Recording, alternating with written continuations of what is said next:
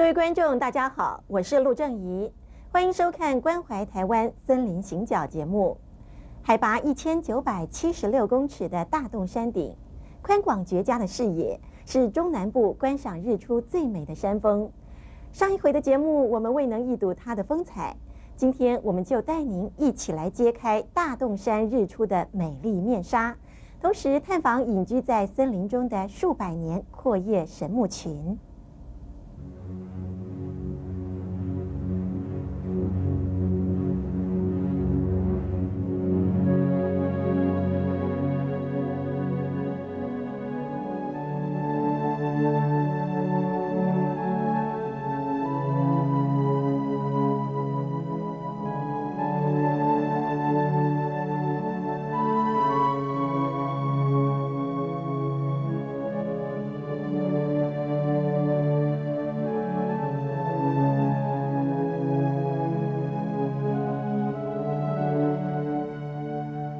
今天咱们森林行脚外景小组又再度踏上奋起湖，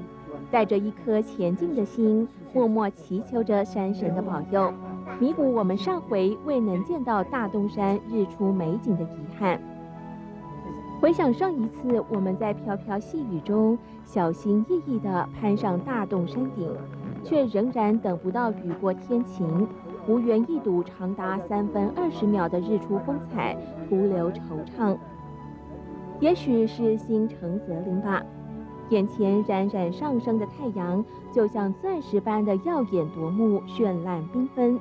蕴含着无比的热情与希望，一扫我们当初的失落。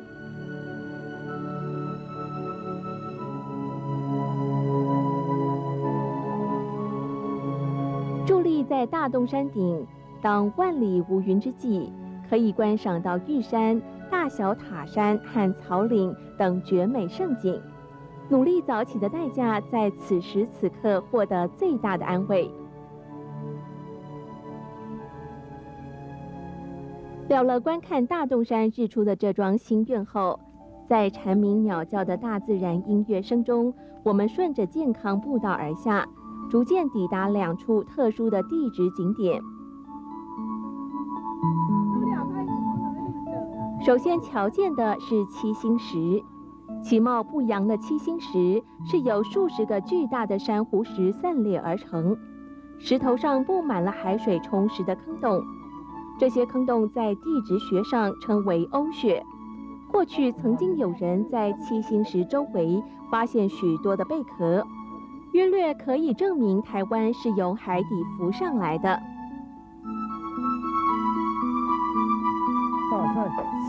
另一处地质奇景，奋起湖当地居民称它为石狮象，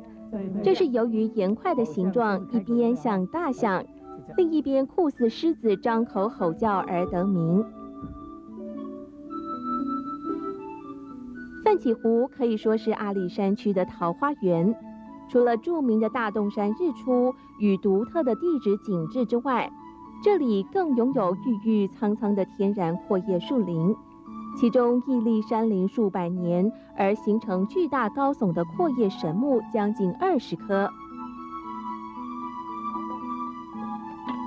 我们首先要探访的是当地的镇山之宝奋起湖神木。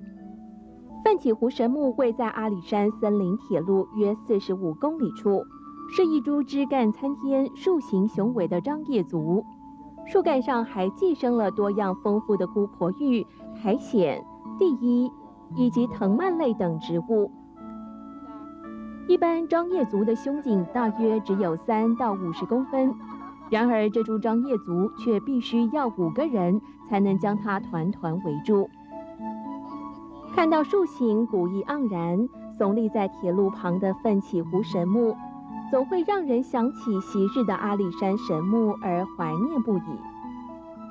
现在在我们身后看到这一株，就像鹤立鸡群的这一株呢，就叫做樟叶竹。那它的特殊之处就是说，这个樟叶竹啊，一个木一个清气的七念竹哈，在我们台湾我们所看得到像清风、红大竹，它的叶子都是属于像手掌这样子的列状的，但是就只有樟叶竹这个植物，它也是竹树科，但它却是像樟树的叶子一样。那顾名思义的，在冬天的时候，它叶子也会稍稍的变黄或是变红这样子。那这个植物大概在从平地到海拔1500都可以分布，是属于阔叶林里面的一个树种，但是不是很常见啊。那这个樟叶竹，一般我们在山上看到的，可能胸高直径就是1.3米处的时候，我们量它的胸高直径，大概都是只有3到50公分，很少像这一株这么大。那经过我们林务局测量的结果，它的胸高有1.6米啊，这是算相当大的了。樟叶竹除了叶子的形状不同于其他类的红叶竹之外，其余特性都相同。果实两侧一样具有长翅，称为翅果。在秋冬果实成熟时，可以帮助果实飘散繁衍。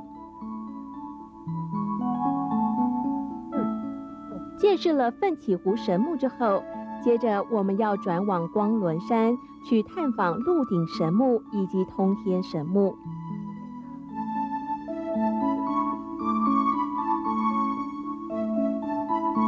漫步在山林小径上，不时会发现蝌蚪科树木、除叶石栎以及珍贵的牛樟等天然阔叶树，它们各以不同姿态卓然而立，展现一股绿意盎然与无限生机。所以此处可说是森林生态之旅的最佳舞台。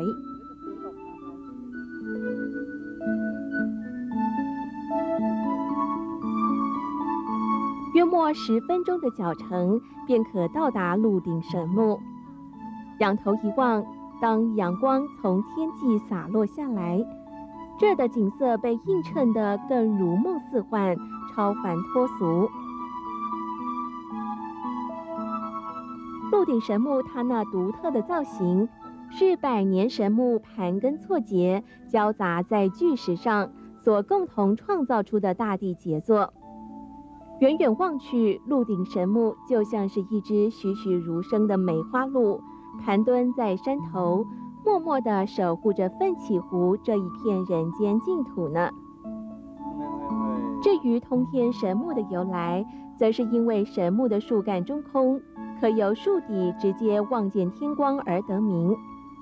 据当地耆老表示，穿越神木树洞便可以假霸离。虽然不知道事实是否真是如此，不过对头一次钻过神木树洞的我们而言，行走期间仿佛进入山中传奇世界，心情可是挺兴奋的。说到神木，特别值得一提的是，在奋起湖车站后方有一片100年历史的台湾孝南母树林。台湾孝南又称马，因为它的木材色泽略偏黄色而有此称呼。栽植在奋起湖的66株孝南母树，是行政院农业委员会林务局为了提供给其他地方造林之用而培育的。那么这是所谓这个母树林呢，就是说来提供这种树苗供给人家去造林用的这种小林带，我们叫做母树林。那么这种台湾孝南在台湾是一个比较高级的、很高贵的一种针叶树。这种树种在造林业来讲，它是一个非常有价值的一种造林木。那么它主要的用途呢，除了它可以作为高级家具用，比如说台湾的那些神桌那一类的，用这种木头来做也非常高级。那么它同时也是一个很高贵的这种庭园景观树种。云雾缥缈的奋起湖是一座处处充满惊奇的后花园，而这一片未经文明破坏的原始林中，需要大家的珍惜与爱护。因为我们这边都是国有林班地嘛，我们一些游客呢，我们也希望说，在这个登山的过程当中，对我们家长森林火灾的防范啊，以及先导我们烂垦大花林地的维护。好多哦。待会儿我们要带您畅游佛手瓜隧道，告诉您佛手瓜的故事，还要深入体验先民是如何穿着木屐打拼出台湾的经济奇迹。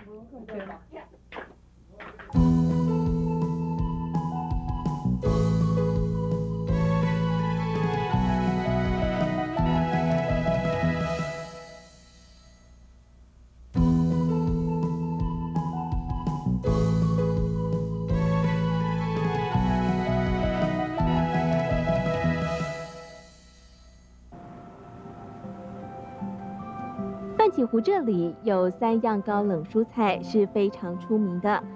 第一个是石膏笋，原本称作酵膏笋，因为酵膏竹是昔日先民用来做酵干的材料，所以它的嫩笋就叫做酵膏笋。酵膏笋除了口感极佳之外，同时还富含纤维，能帮助消化，去除油脂。另外2种就是佛手瓜和龙须菜。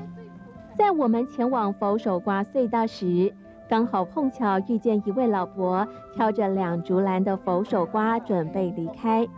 在我们的请求下，老伯也展现了他的热情，表演了一首摘佛手瓜的绝技。在民国50年左右，佛手瓜是奋起湖当地居民最主要的经济作物，主要是因为佛手瓜非常容易栽植，加上奋起湖这儿的水汽饱足，所孕育出来的佛手瓜自然甜嫩，别有风味。悬挂在棚上的佛手瓜，清脆鲜嫩的模样，像极了我们常吃的水果芭乐，让人有股冲动想大口大口地咬下去。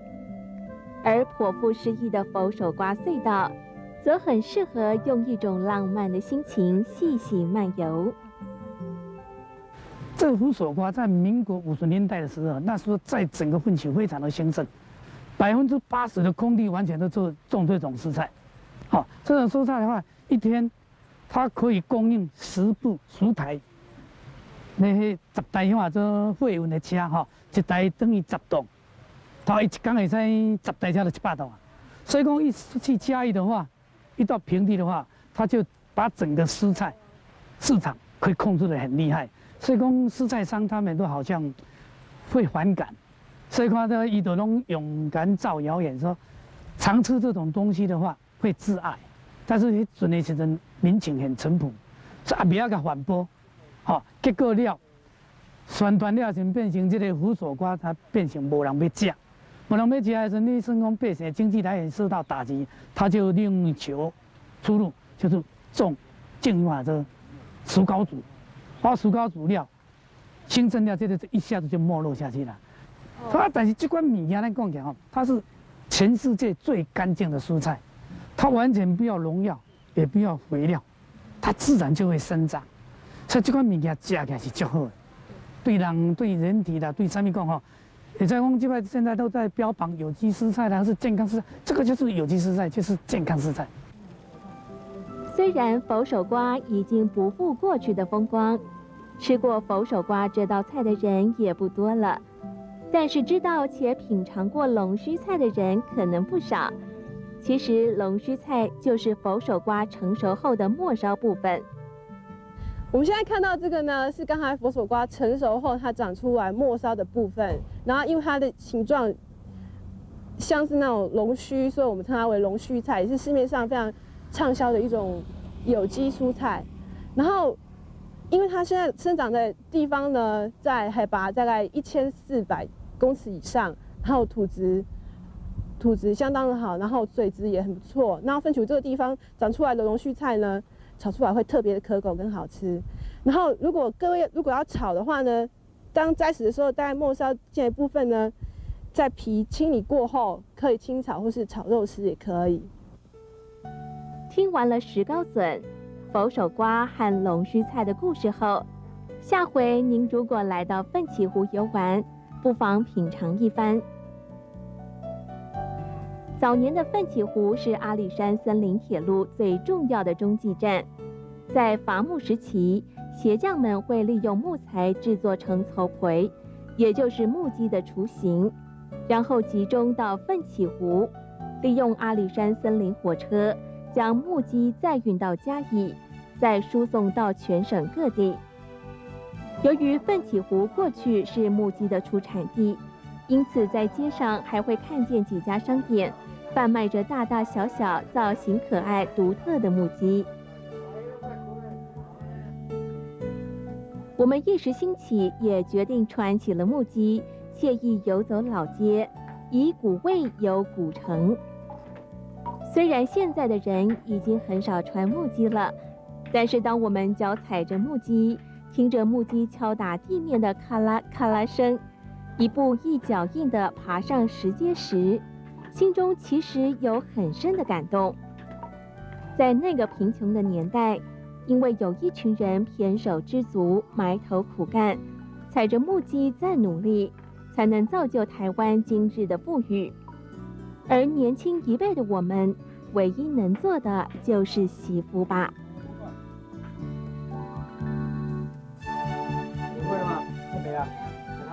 休息一会儿，广告过后，请您跟我们一起深入老街，品尝这儿的传统美食。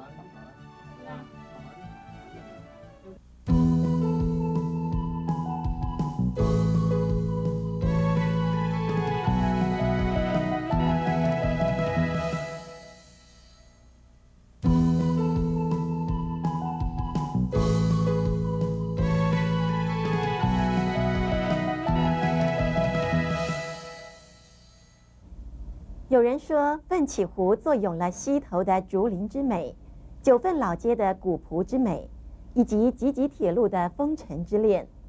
深入奋起湖，您会发现这个美丽的山城，并不曾因为观光人数的增加而丧失了它的朴实与纯净，反而容蓄了更多的知性与感性。走入奋起湖老街，犹如进入时光隧道。您可以窥见山城当年的黄金岁月。由街道外观望去，两旁住家、商店分布整齐，有专卖生活用品的百年杂货铺、古老的中药店，以及数十年历史的文史工作室等等。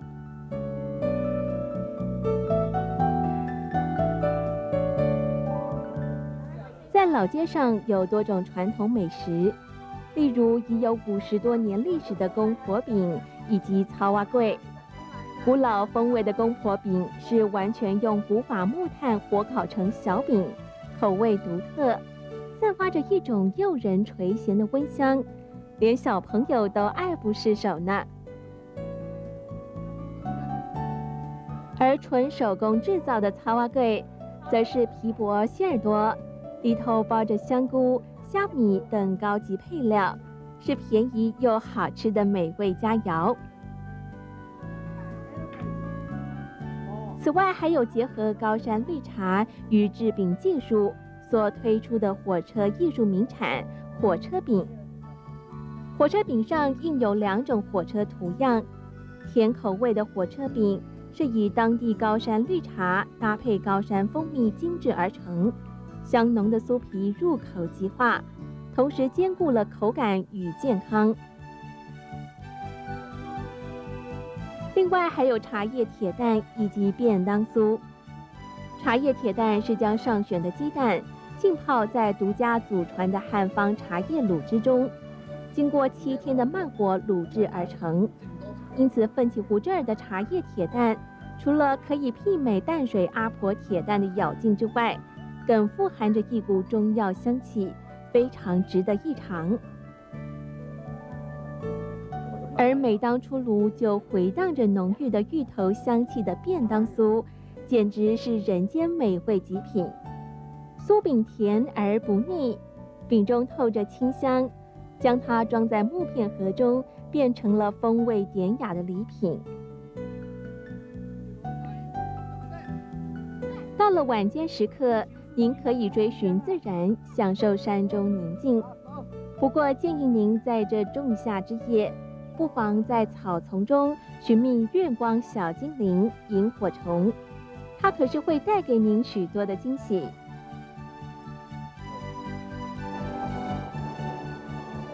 一闪一闪发着光的萤火虫，台湾话称为灰金钩，在30-40年前，只要时序入夏，乡间田野随处可见。可惜大自然环境被人类破坏了，现在想要观赏到萤火虫还真是难事。幸运的是，奋起湖这儿的自然生态环境保持得十分良好，让我们可以观看到萤火虫圆了仲夏夜之梦。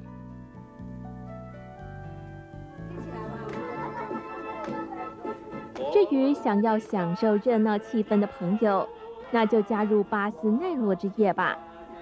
巴斯奈诺在邹族语的意思是欢乐歌唱。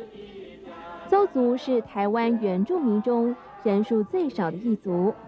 早期公路不发达的时候，在达邦、特富野等村落的原住民，总是要走上6公里的山路到奋起湖，然后以物易物换取生活所需。在一天的赶集忙碌之后，到了傍晚，邹族同胞们会与当地居民一起唱歌跳舞、喝酒喊拳，并切磋比脚力，以抒放身心。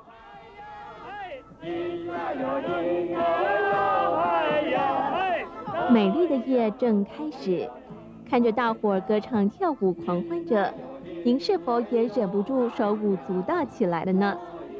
在我们都是一家人的音乐声中，不管您来自哪里，不管您长得何等模样，奋起湖居民和邹族朋友都会用他们最大的热情，邀请您一起加入这个快乐的行列。因为我们都是一家人，现在还是一家人。我们前后为您介绍了2集奋起湖的自然与人文景致，相信您一定对奋起湖的美有了深刻的感受。下次当您到奋起湖时，不妨好好畅游一下这些景点，尽情享受天成的美景。我们下周同一时间再见。